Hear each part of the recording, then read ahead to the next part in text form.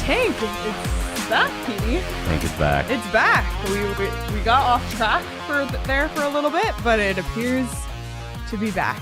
Thank you all so much for tuning in to the PHNX Coyotes postgame show, brought to you by the one and only DraftKings Sportsbook app, America's top-rated sportsbook app. Don't forget to hit that like button, subscribe wherever you get your podcasts, and leave us a 5-star review. I'm Leah, here with Petey. Craig will be calling in from Mullet Arena shortly. Petey, 6-2 loss feels like the early days of the season. Yeah, Nicholas said it, the tennis scores are back. That first week, 6-2, 6-3, 6-4. This one got away kind of early, I think. I mean, the score, they were just converting on their offensive opportunities. The Coyotes couldn't convert early, and then they turned too many pucks over, and then this one was gone. Yeah. You look at how this first period ended. It was only 2-1 at the end of the first period, but you could feel the momentum really slipping in favor of Nashville this entire game. And Coyotes never really felt like they were getting their offensive game going. They had some nice passing plays. They just didn't get shots on net. Yeah, no, they didn't. The size are already they're in full force. Buckle up, everyone, for the size. But yeah, it felt like the Coyotes kind of came out of the gate buzzing. Getting a shorthanded goal is, great boost, great for morale. And then it was kind of downhill from there. It felt like the Coyotes just couldn't capitalize on their chances, like you said, and Nashville just could.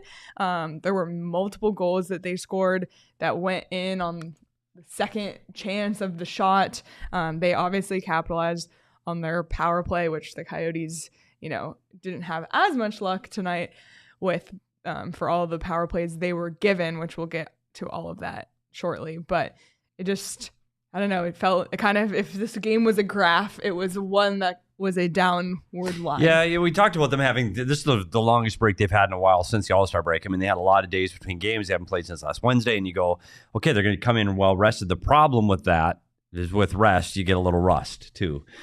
And I thought that showed. I didn't think they made quick puck decisions. I think you can see that in that Soderstrom goal, the first goal that the Coyotes gave up. He makes a quick outlet pass to Kassian. They're out of the zone to live another day.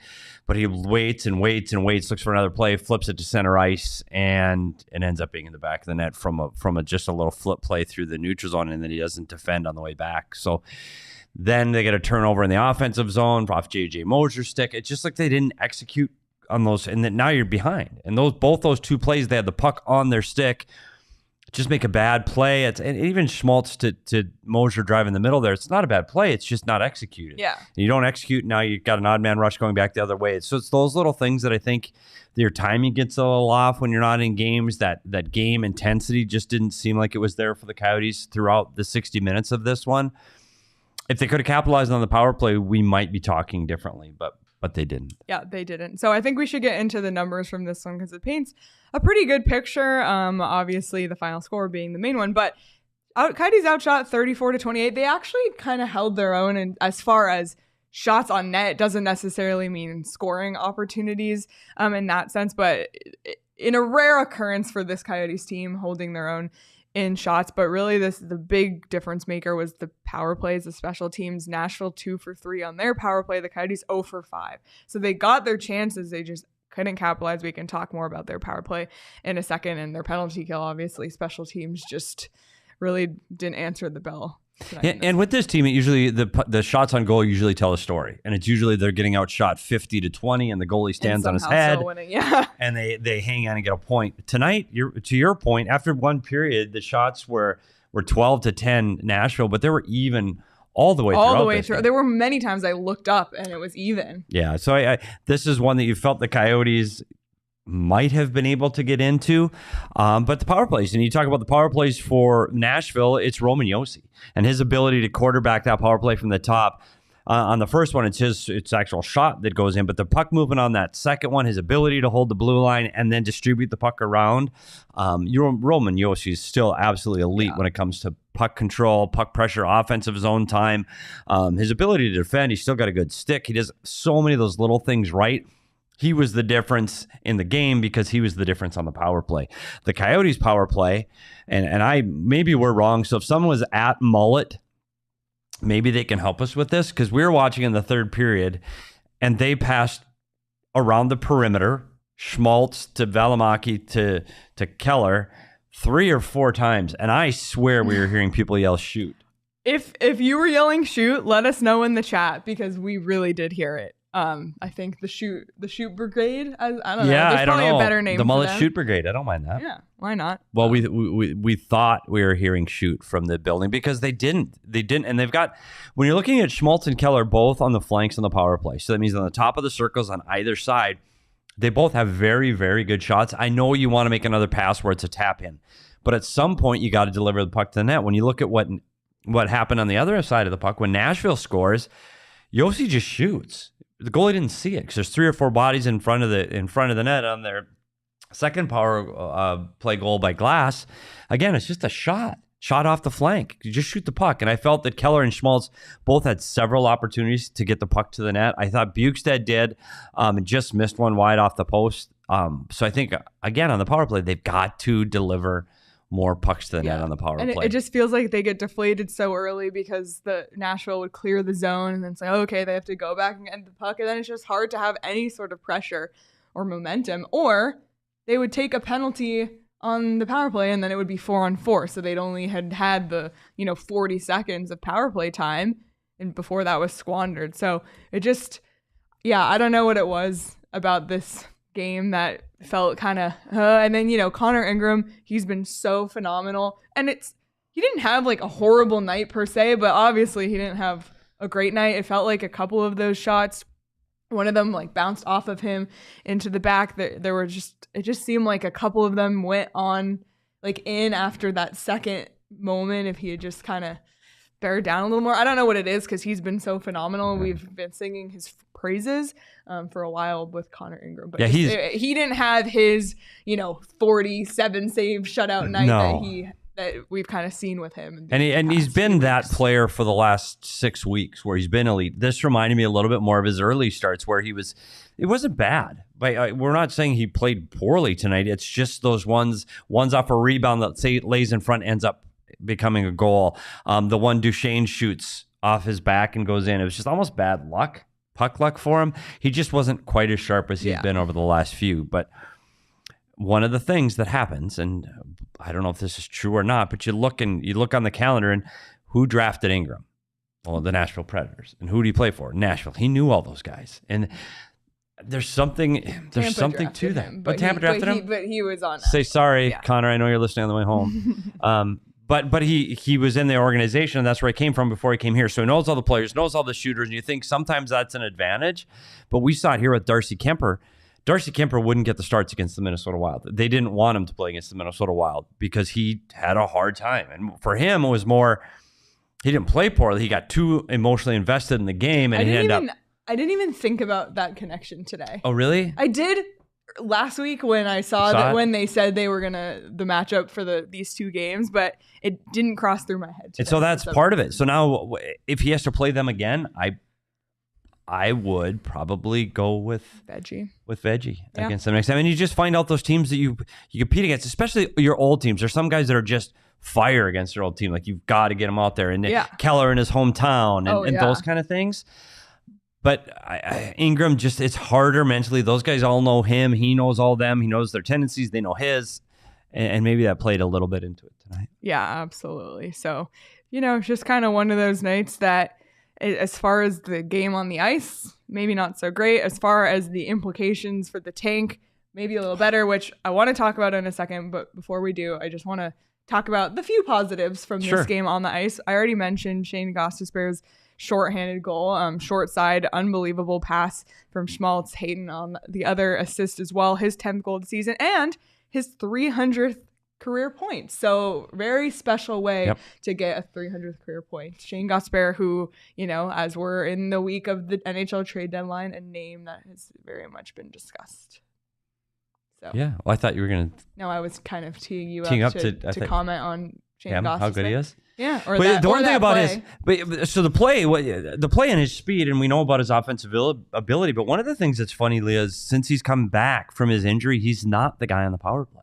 I know, because even Sean said, "Oh, is he not in the lineup?" Yeah, because he wasn't on that first unit. But Juuso Valimaki took that role when both Chychrun and Gostisbehere left the lineup, and he continues to be the top of the power play right now. And I don't know if that's something after going 0 for 5 that you can look to change when they play against Chicago on Tuesday.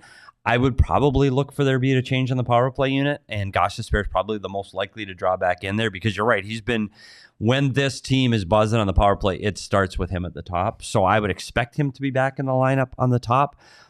But Valimaki's been great up there. Like he's over 23 minutes again tonight. He's +1. He not on the ice for any of the goals against. I saw it in the chat early about Valimaki. He's been fantastic. And with Gostisbehere, with this new opportunity for more time. And but now what happens at the trade deadline? If bodies leave, Valimaki's going to be here.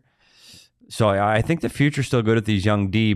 But again, having Gostisbehere have success on the offense, I think he's really going to have to get shifted over onto that power play unit when you look to see the games. They've got 3 and 5 nights coming up this week. Yeah, absolutely. But because of this achievement, the shorthanded goal, the 300 career points, and his 10th of the season, and possibly his last week with the Coyotes, all of these things factored in our decision to crown Shane Gostisbehere as tonight's DraftKings King of the Game, as Sean coined him, Shane the Friendly Ghost. I love that. Every night it's a surprise when Sean's going to name the king. I like it. 300th career point for Ghost. So congrats to Shane Gostisbehere on being crowned DraftKings King of the Game. And I want to read a couple of super chats we got as well. The first from Tyler, because it has to do with King of the Game, because Tyler suggested the Mites on ice for King of the Game, which, you know what? They can get honorable mention for the Mites on the ice for King of the Game. I love that, by the way. Thank you, Tyler, for your super chat. Then we got a $10 super chat from our friend Altex. Thank you, Altex. Said, today's been a roller coaster for me. I'm sick. Hoping to quickly recover. Feel better, Altex. Barbashev got traded from St. Louis to Vegas, so I'm devastated about that, but at least Cassian is back and won a face-off tonight. You know what? I love the positivity. And he drew a penalty tonight. Yeah, he did. So he was trying to draw blood, but his skin's so thick, he didn't. Exactly. Sorry, Altex. Feel better. Yeah, feel better. Well wishes from us here. Other bright spot tonight, PD, was Nick Schmaltz, who continues to be productive. At this point, Schmaltz from Keller or Keller from Schmaltz is just about a given on any given night. His 17th of the season. He's kind of sneakily quiet. I don't want to say quietly because we've been talking about his production, but all of a sudden he's right there in the mix with Keller and Krause for right around that 20 goal-ish mark, 17 goals this season. Again, it's a couple reasons. You look at the chemistry between he and Keller on the power play. They're phenomenal. Again, they both have to shoot. And on a rush, when you see the two of them on a 2-on-1 rush, they're going to pass because they always want to give the pass to the other guy. They need to start shooting more. But you're right. His shot, and you could see it on his goal tonight. That's a really good shot. I mean, it's not tipped. It's not screened. It's a pass across in the slot. He's, like you said, he's quietly become among the goal leaders after missing so many games at the start of the season. I can't believe I'm saying this because I've been adamant that he's not going to be a guy that's looking to get traded at this trade deadline. And it's funny, but we talked about the contracts of both Schmaltz and Keller at one point, that they're untradeable contracts. Their production and offensive upside has now past that, and now crazy. He's got 2 more years. He has term, which is what teams are looking for. Yeah, so never say never. It's crazy, and Elliot Friedman had reported it last week. Craig confirmed it. Craig gave a little update on Friday on our YouTube channel if you missed that, but it's crazy to think, like, we've been sitting here, it's been Chychrun, Ghost, Bukestad. Like, those are the 3. And now Schmaltz is like all of a sudden came out of nowhere. And we'll talk a little bit more about this with Craig when he gets here. But I mean, 17 goals. Yeah. And you look at how he's competing with both Krause and Keller for the goal scoring lead here. And this team is a team coming into the season. The concern was where were they going to get their offense from? It's been a concern over the last several years. Keller, we knew what he did a year ago. He seems to be on track to do the same thing this year. Krause has surpassed what his expectations were, definitely. Maybe not for himself, but what we thought coming into the year. And the concern with Schmaltz was always going to be, can he stay healthy? If he can stay healthy, he can put up these kind of numbers because his skill level, his speed, his shot, his ability to play in the offensive zone is all there. Like, his upside is elite offensively. He just can't seem to stay healthy enough. Yeah. So if he can stay healthy through the end of the year, if he remains a Coyote, those numbers are going to put him in the top 3 in goal scoring league for sure, or in this team for sure. Yeah, absolutely. So at this point, it's pretty much a given. Schmaltz Keller over half a point. If you have faith in the Coyotes power play, maybe you want to do a power play point. Lots of ways you can win money on DraftKings. PD had a document open tonight with all of his bets on it that he was tracking, and then he would highlight them in green if they hit and highlight them in red if they didn't. Yes. You had an okay night. An okay night, and part of it's my fault because I don't read the fine print. I had thought I took Barrett Hayton anytime points over 0.5. It was power play points over 0.5. He ends up with 2 points. That's a bummer that you didn't read that correctly. I missed. That was mine.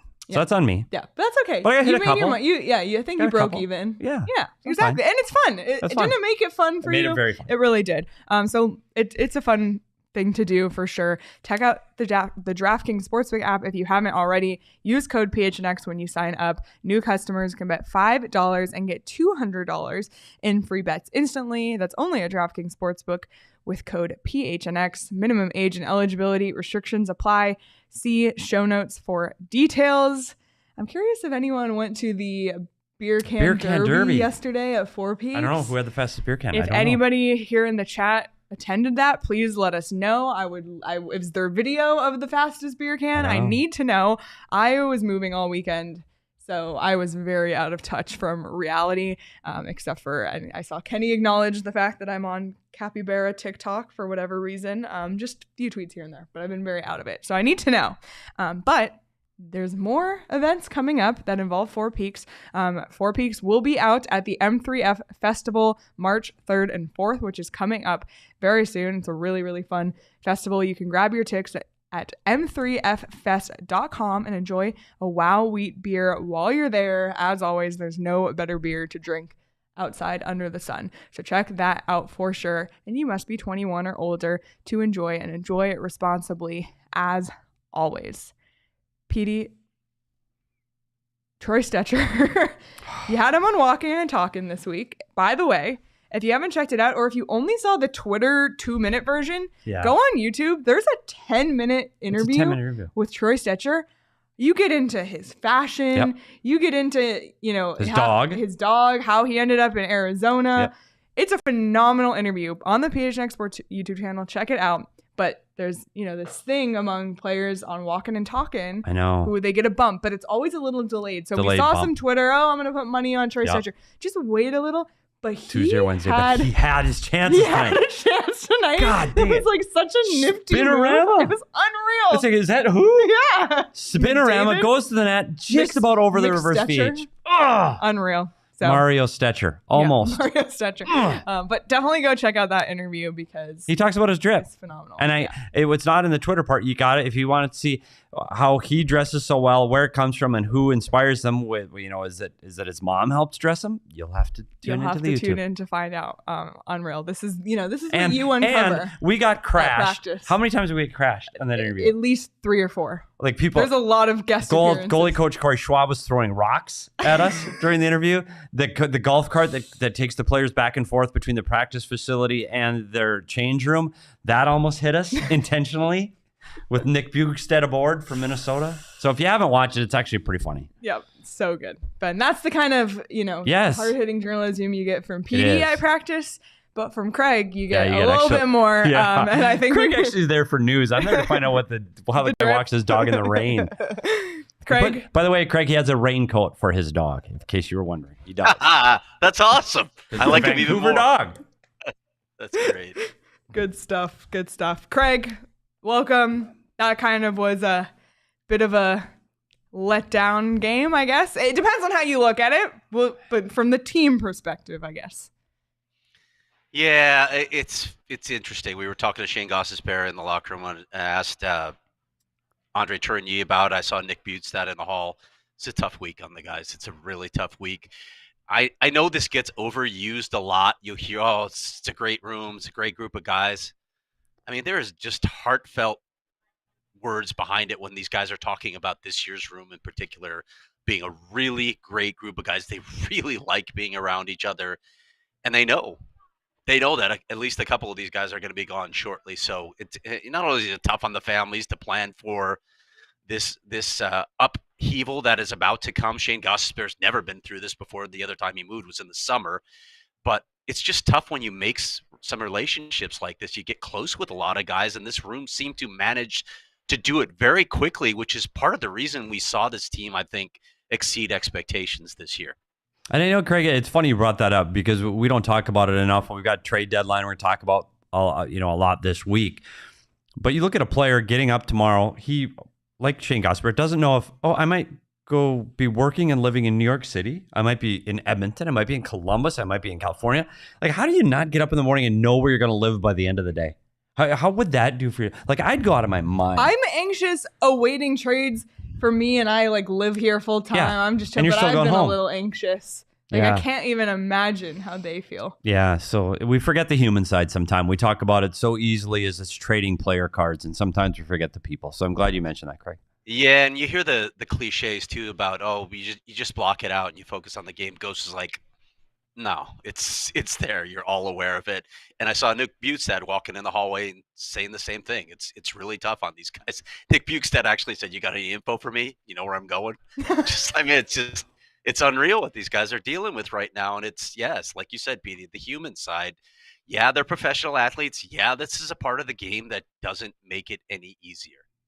Well, did you tell Nick we've got to get him to either Colorado or CHGO, Chicago, so I can maybe move along? You can trade yourself. We'll I can propose trade, a yeah. trade within the All City Network. Petey for Rudo? Pretty sure he's not going to Chicago. And, do we really want to send him to Denver and Rudo?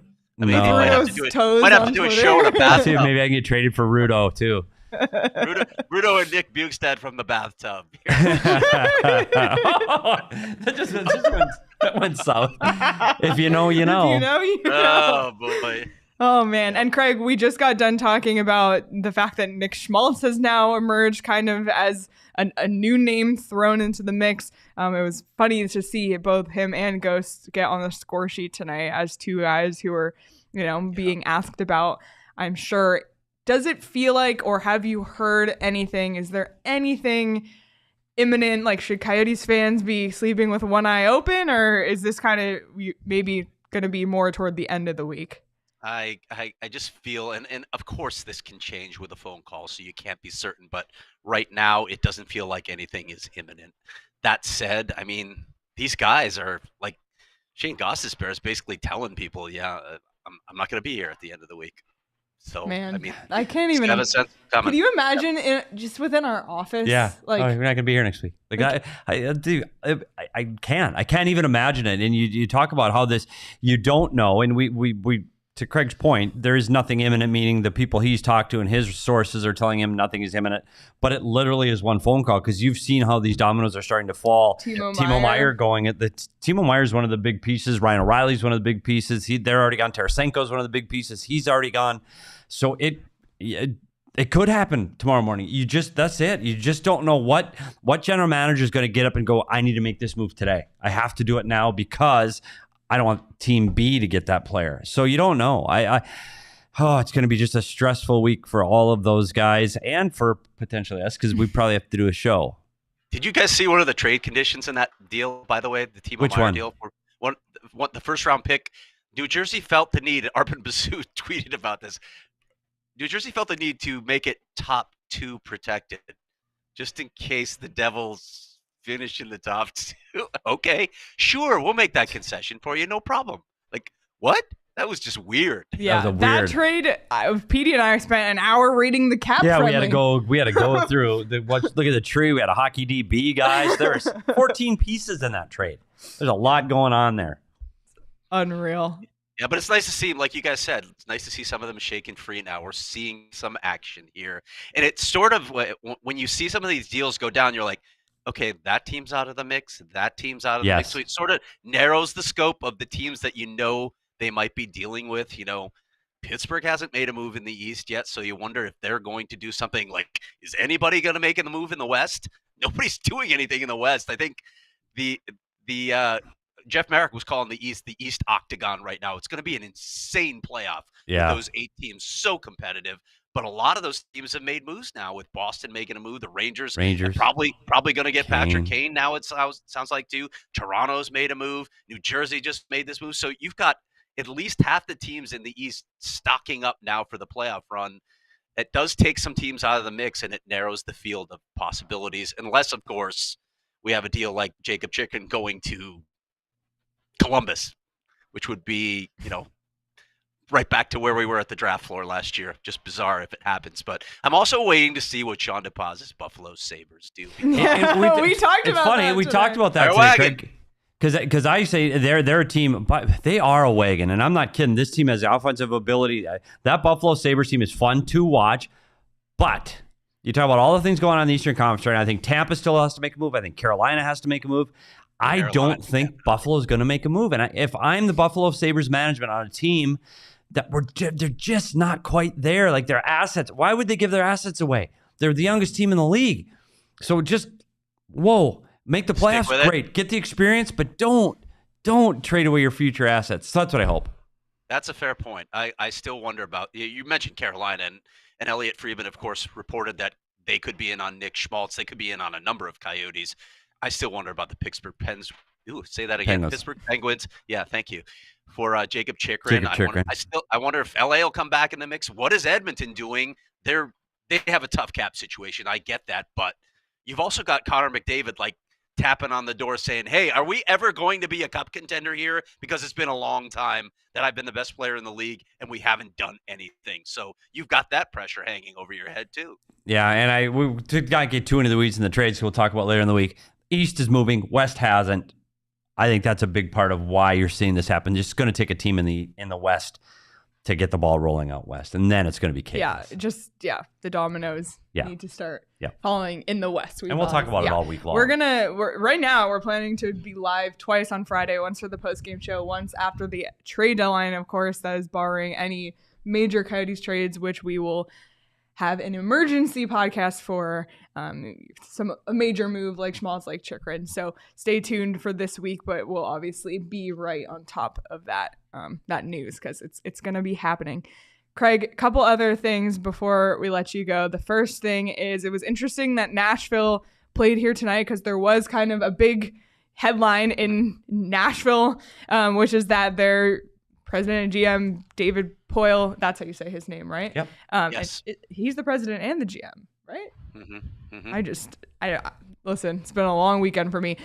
He is going to be retiring from his role. And even more interestingly, Barry Trotz is going to be stepping in to the GM role. This takes place this summer. So kind of two surprising moves. One would be Poile stepping away, but fair enough. He's been there a long, long time. But the other is Barry Trotz stepping into a management role when he's never been in that position before. Thoughts? Yeah, David Poile told the Tennessean today that this has been in the works for a couple seasons. He knew it was coming. And then when you look at what's happening with the Predators, they might be stripping it down. And does he have the chops to go through that again? Maybe not. It is interesting. Well, he's going to stay in a consulting role. We know what that means. It's Barry Trotz, pick up the phone, call me whenever you need me, stuff like that. I don't know how much he's going to be around. Barry Trotz, as you mentioned, Leah, has never been in this role, but he made a name for himself with David Poile in Nashville. So it's kind of cool to see that coming full circle. You never wanted Barry Trotz to leave Nashville. He just felt like he was synonymous with that franchise.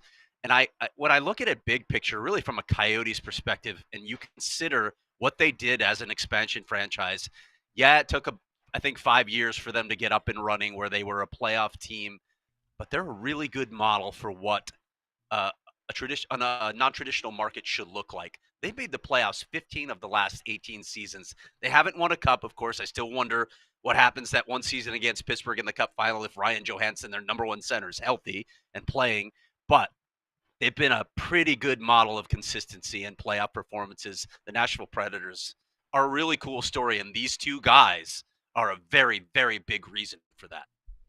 Yeah, I mean, you might say that Trotz doesn't have experience as a GM, but he's got experience in the National Hockey League, and Craig's talked to a lot of GMs in this league, and being a GM, you have to be able to work the deals and the money and all that, but a lot of that is just being able to communicate with other teams' GMs through relationships and friendships. Barry Trotz can do that. He can pick up the phone and talk to any general manager in the league. So I think that's, and not that there's a lot more to the job than that, but he checks a lot of the boxes. And to Craig's point again, Poile's going to be there anytime he needs any help. So I think the transition is going to be easy. Trotz wanted to do this. That's why he didn't take one of these coaching jobs that you saw over the summer. He's been always eyeing management, and I think this was kind of in the back pocket for a while now. Yeah. Very interesting, though. Very interesting. One more question and note for you, Craig, and then I'll let you have the final word. You attended a Yes campaign event on Thursday. That was already. Oh yeah. Time has flown for me. As I mentioned, know. I moved this weekend. I don't even know what has happened in the last few days. But Craig, you did attend a Yes event on Thursday. What can you tell us about it? Well, I ranted to you guys in a text message right after I left it because my big takeaway, there were some people that were against it that had obviously been influenced by the No campaign. And I told several Coyotes officials, your biggest challenge is, sorry, I use this term, abject ignorance on the part of Tempe voters. Some of the things that I heard at that meeting were mind-blowing. They were just flat out factually incorrect. And it was all over the map. Like I heard that the Coyotes, you've heard this one a million times, the Coyotes got kicked out of Glendale for not paying their bills. That's not what happened. They got kicked out because they wouldn't sign a 15 to 20-year lease agreement, which Kevin Phelps, the city manager, literally said on the record to me in the story. That's why they got kicked out. They used the financial issues later as, good PR for them, but he literally told me on the record that's why the relationship fell apart. I heard that the 30-year promise from Gary Bettman about no relocation doesn't mean anything because the Coyotes left Glendale after they signed an agreement with Glendale. And I'm sitting next to a couple and I was like, that Glendale tore up that agreement after 2 years, right? The arena lease agreement that they had. No, they didn't. Yeah. This is not open for debate. It's a matter of factual record. Okay, I can show you the story, but that's the level of misinformation that's out there. And then beyond that, people are doubling down on that misinformation as if it is fact. Where have we heard this before? It's all over the place. The Coyotes need to combat that. It is on them to educate people, and to do that, it can't just be done by showing videos in this arena or talking to hockey fans. They've already got those votes. They need to pound the pavement, talk to people day to day, Tempe voters who don't give a shit about hockey, don't come to this arena. They need to reach those people and educate them and then let them decide, but at least let them decide with the facts. That was my major takeaway from that crazy meeting. Yeah, and we went to the game and we see that ads. They run the 301, 302, 303 ads 2 or 3 times during the day, and I'm like, buddy, like the 5,000 people that are here, of them, maybe 500 live in Tempe. Of them, you got them. I agree, Craig. You need to get the information to other people, and I don't know what you do because everything you just said you can prove is factually not true. But you can prove that Glendale said, no, we tore up the lease because of conflict of interest over attorneys, and they threw out the lease. It's there. It's real. It's in paper. It's in writing. So I don't know how you get that information. I don't know how you change people's minds, but if it's a good deal, and if all the former mayors of Tempe say it's a great deal, the current city council says it's a great deal, anybody that understands the deal completely and has actually read the deal, it's a great deal for Tempe. So I hopefully, to your point, they get some information and they find out the facts and then make your decision. You can still vote against it. I'm okay as long as you know what you want to vote. Well, it might bring traffic to my house. I live a block from there. It's going to be a mess. Great, vote no, as long as you're informed. But don't do it on the crap that's just not true. They got kicked out. It's not true. Okay, yeah, I'm done.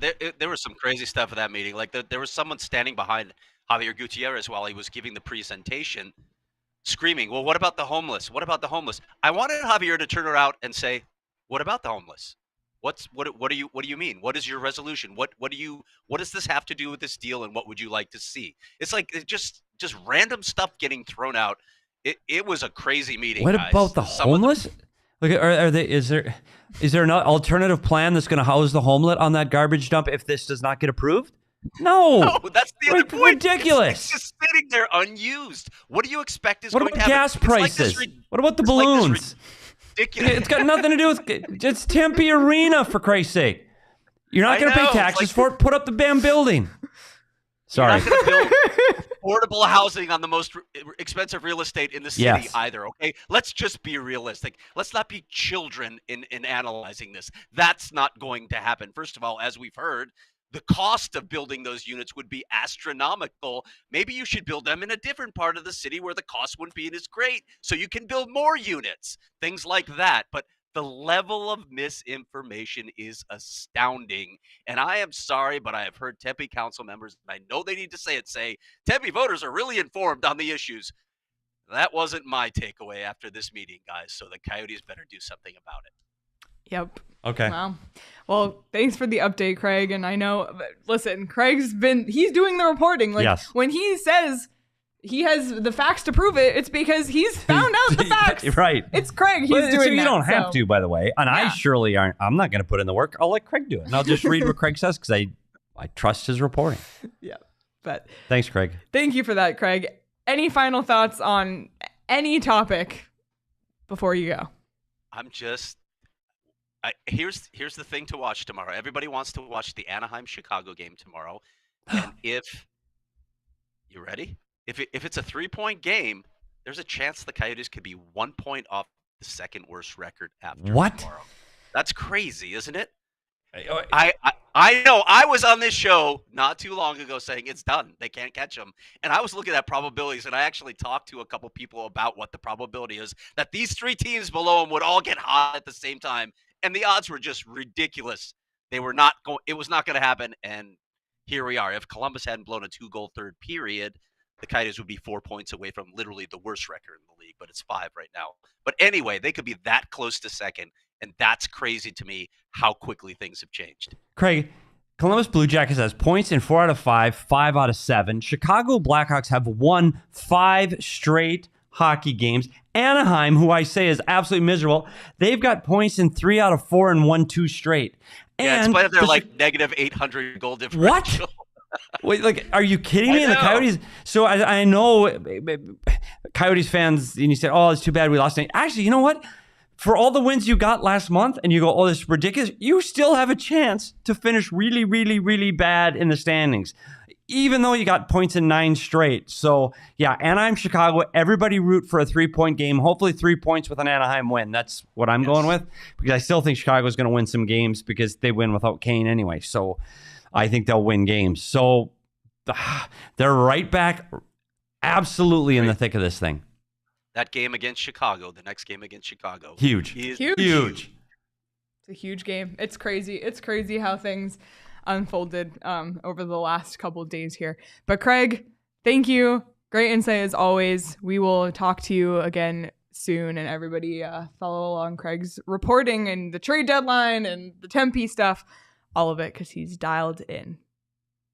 All right, guys. I will see you next time. See ya. Bye, Craig.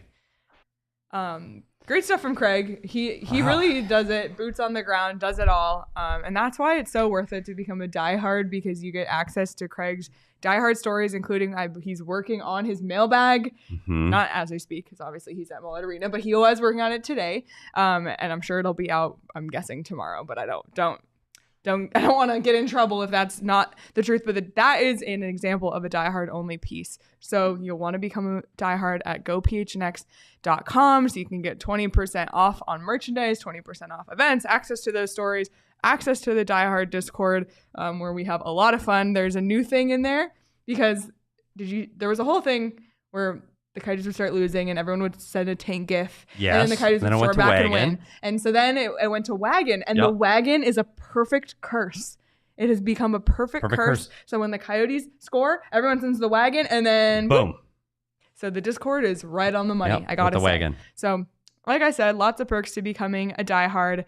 Join the family today and get your PHNX merch at phnxlocker.com, including the Slim Valley Reaper shirt. Hopefully we see KD in a Suns uniform this week. Soon. Any right? day now. Any day We're now. hoping.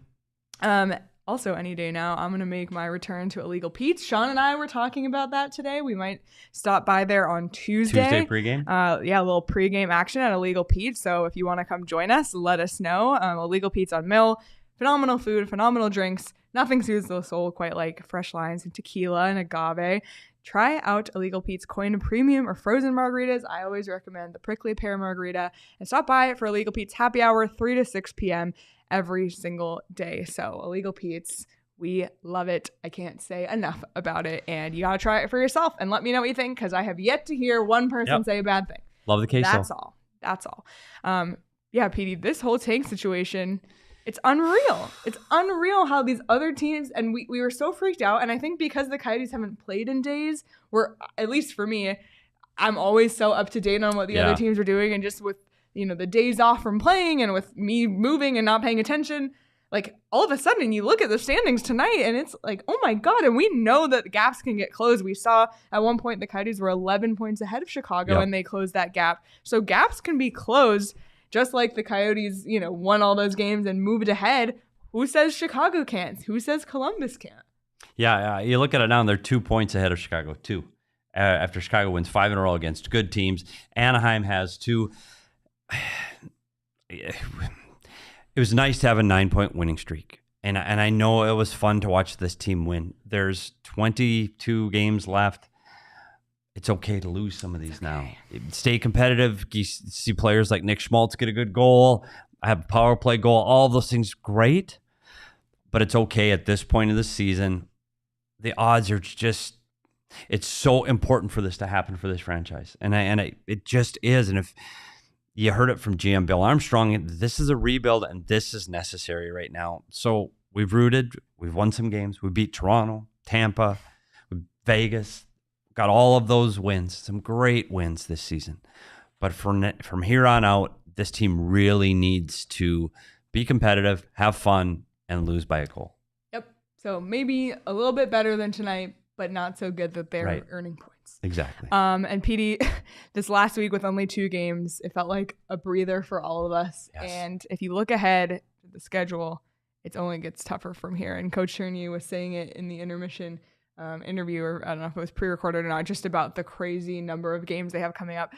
We're looking at January 2.0 here. If you're watching on YouTube, you can see the upcoming schedule after tonight's game. It's Chicago Tuesday. Obviously, we talked about the implications of that matchup, but then it's to Dallas from Arizona on Wednesday, back-to-back, then home again. Then it's Friday at home, Sunday at home, Tuesday at home, Thursday at home, Saturday in Colorado. So we're back to the every other night, including weekend back-to-back. So you can't even see that next line, and it's a Saturday, Sunday back-to-back. And then it's a Saturday, Sunday back-to-back the following weekend. So it's just a brutal, brutal, brutal schedule coming up. The only thing is they are home a lot more in March, which is, better for them, better that they get to have that consistency and actually have a homestand, unlike the quote-unquote homestands they've had all season long. But it's just an unforgiving schedule, and I hope that everybody kind of got a breather this week with the only thing off. The only thing different with this, as you mentioned, is they're not doing the travel, and you're not in hotels, and you're not in airplanes, and you're not physically tired, but they're playing so many games. You're not going to be able to practice. So they're back to that routine where it's just going to be game day off. So you're not going to get the practice. You're not going to work on your power play. You're not going to get all those extra touches of the puck that you normally get in those times. And this is going to be very, very hard. And they have some really good teams coming up. And there's some games, you looked at New Jersey's coming, St. Louis. I know they've gone through a little transition here, but St. Louis has had a little bump since they traded Tarasenko, so they're not an easy out. Colorado's got to start ramping up because they need to get their points and get playoff positioning too. So they're going to have their hands full over this next little bit. And you know what? I hate to say it, but that's okay. Yep, it is. But we're in it together as we complete. We're almost season. I can't believe it. Like, it feels like it just started. I know. Well, no, it hasn't. No, it didn't. But it hasn't like last year. Last year was painful. Last year was hard. And last year we kept dragging. I think because they've been so much better this year. And so much more entertaining. Yeah. That I think it's been much easier. Like, we haven't had pack therapy. We haven't had the wheel of fantasy. It's literally collecting dust. People don't even know what the wheel of fantasy is. Very few people here, the real OGs, remember the wheel of fantasy. Yep. We haven't had the wheel of fantasy all year. Crazy. It's crazy. Yeah, I have a feeling we might need it. Yeah, I have a feeling before the too. season is out. Me too. Well, PD, final thoughts on this one. We forgot to go over your keys, so I think we should grade. Yeah, we just grade them. We'll just go quick. Because I like when we do how many did they get. It usually tells. Need a kill. How'd that go? Oh, not good. 2 out of 3? No, that's not good enough. McCalder. Nowhere to be seen. Win the first period. No. 0 for 3, and if you go 0 for 3 on the keys, you're going to lose the game. It's good for a loss. Great, good for a loss. And that's how we grade the keys. If you get 1.5, it's good for overtime at least. Maybe a win. It's crazy 0 how for 3. accurate your keys are. 0 for 3, you lose. Yep. It's a loss. But it is unfortunate. Wish it was a little bit of a better game tonight for the Coyotes, but I just have to go back to what Craig said about the mental aspect of this week with the trade deadline for players. I just can't even imagine what that was another aspect of this game that I didn't really think about tonight. Chychrun continues to be out for trade related reasons. Nashville had a guy out for trade. Never heard that before in my life. There was a whole list. There's now a whole list of guys in the league out for trade related reasons. Coyotes are trendsetters. I literally don't know. But when you look at them facing off against Chicago, it's another team that's could be decimated. You're talking about Max Domi now is one of their leading scorers. Look at him being gone. Kane has already left the team, and he's back in Chicago anticipating his move to New York. So it's another team that could get blown up just like Arizona. So we'll see. I don't know. Chicago's playing really good right now, and the best player on the ice for them has been Max Domi. So if he's still here on Tuesday, look at that DraftKings anytime. Don't be afraid to take Max Domi on that one. He's been really, really good, but I think it's the mentality in both of those rooms is we're losing, we're at the bottom, we're in the sweepstakes for Bedard. Who's leaving the room? Has to be the mentality in this. And you saw in that trade with New Jersey how many players were swapped. What if it's a 3 or 4 player deal? And you're losing some of the heart of that room. This is going to be a very, very tough week for this franchise. Yep. Tough. Yep, absolutely. So, like we said, we'll keep track of it as we go along. But it'll be interesting to see how the implications are. And from a, honestly, when we play our daily fantasy and our pick'em game, okay, a player like Max Domi, for example, if he's here on Tuesday, do you take higher everything from Max Domi? Higher everything. Against the Coyotes? Yeah. Max Domi higher everything. Yeah. Higher shots, all higher points. Those guys who are kind of in that mix probably going to be moved. Maybe take the higher on all of them. Same with Schmaltz, because Schmaltz I'd take higher in the pick and shots. I would take Schmaltz and Keller higher everything all the time. I did. Goalie saves higher usually for Coyotes goalies. So it's really interesting how you gotta have to think big picture when you're picking your higher lowers and your underdog pick'ems. And then who knows? Daily fantasy, the fun thing is it doesn't matter where someone goes, that you can still draft them to your daily team, and that's what makes it a lot of fun.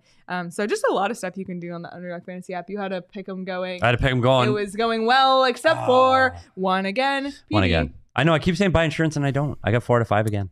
But you can. I don't want to buy insurance. You can get insurance. You can. And you still win money. You still win a ton of money with insurance. Just a little less than you would have won if you hit all your picks, but better than not winning any. So check out Underdog Fantasy. It's super easy to get started. Go to UnderdogFantasy.com or download the app. Sign up with the code PHNX, and Underdog will match your first deposit up to $100. One more thing from me that I want to mention before we wrap up. Congrats to Austin Krause on his 400th career game today. Wow. What an achievement. Was it really? Yeah, so a couple milestones tonight. Good for him. Yeah. So congrats. And happy birthday, Victor Soderstrom. Yeah, happy birthday to him. He had a couple boo-boos on his face. I don't know if you noticed that. Yeah, he's got a couple of cuts on his face. I heard the word boo-boo in He does. He got some cuts time. on his face. Soderstrom, I think he's continuing to take steps forward. I think that first goal shows an example of where you still have things to learn. Yeah. On that turnover in the first period. It's important that he's getting these games right now in the NHL. So that's great. Lawson Krause still on that verge of 20. Like Tyson Nash said on the broadcast today, he's going to get one and then he'll end up getting 4 and 5 because he goes in streaks. He's been sitting on 19 for a while. He really does need that next one. And it's too bad he didn't get his 20th and his 400th. I thought it was good. He had chances around the net on the second power play unit, but it just couldn't get one to go in. Well, congrats to Lawson and happy birthday, Victor. Any final thoughts on this one? No, it's you thought they had the rest, and I'm really not surprised they didn't come out gangbusters because it is hard to just generate that energy. It's almost been better if they had a game a couple days ago. It's hard to get back in that rhythm of game speed. I would expect them to be better on Tuesday. This team is better when they play fast and their feet are moving, and I just don't think they did that tonight for the full 60 minutes. So I'd look for a better game on Tuesday. Yep, definitely. Well, before we head out, we have to look at the punch card as per tradition. And PD, we are inching real close to the end here, like you already mentioned. The punch card voodoo magic is over, though, but that's okay because it was for a loss, and I guess that was what was needed tonight. So one step closer to the end, one step closer to the NHL trade or not the trade deadline, but we are, but one step closer to the draft lottery. So very, very exciting stuff. Yeah, and so now what we're gonna have to do is for the next, what is it, Sunday? It is Sunday. So it's Friday is the Yes. trade deadline? So between now and then, we've got to get all of these apps on our phone, the trade ticker, trade deadline trackers, because this stuff is it is starting to go faster now. Here's some fun little breaking news, if you will. So the Predators Yeah, scratched that's why I Jeannot brought it for up, Jeannot. trade-related reasons, and he got traded tonight for Cal Foote, a first in 2025, a second in 2024, third, fourth, and fifth in 2023. Syracuse Crunch legend Cal Foote. Wow. Good guy. Tampa Bay going in. See, we were just saying Tampa Bay hadn't made a move yet. And there it is. So there you have it. And the one thing Moves I will made, say this. breaking on our show. I will say this about Tampa Bay and the way they pick up players at the deadline. They fit roles. They don't get Ryan O'Reilly. They don't get Tarasenko. They get players like Jeannot because they fit a role. Last year, they got Nick Paul and Hagman. They just get guys that fit. It's crazy. It's crazy. Well, Nashville, hey, the Dominoes in the, well, I guess it's still the East making the moves. So come on, West. Let's pick it up here. Lots to come this week, obviously, like we mentioned, with the trade deadline. So stay locked in on the PHNX Sports YouTube channel. Hit the notification bell so you never miss when we go live, because we might go off schedule and have an emergency live show depending on what goes down. Brennan Hagel. I'm sorry, I misspoke. What did you say? I don't think I said Hagel. I thought you did. Did I say But Hagel? maybe you didn't. I misspoke. That's okay. Hagel. But anywho, lots of stuff coming up this week. You'll want to follow along on Twitter as well, especially Craig at Craig S. Morgan, but you can follow me and PD2 at SP Talkie, at Leah Merrill, at Sean_DePaz, and follow PHNX Sports across all social platforms on PHNX_Coyotes on Twitter. Anything that happens with the Coyotes this week, we'll have it for you. So stay locked in. You got what? Oh, Blaney has it nailed. I said Hagman. It's JR on Dallas. Thanks, Blaine Aston. I corrected as soon as I said it, I was wrong. It's okay. You corrected yourself. But everybody, thank you so much for tuning in, for liking this video. Like it whether you're live or watching after the fact, and subscribe wherever you get your podcasts as well. We'll be back Tuesday for a post-game show after the Coyotes play the Blackhawks again, barring any major news. But until Tuesday, everybody, enjoy the rest of your Sunday night, and we'll see everybody soon.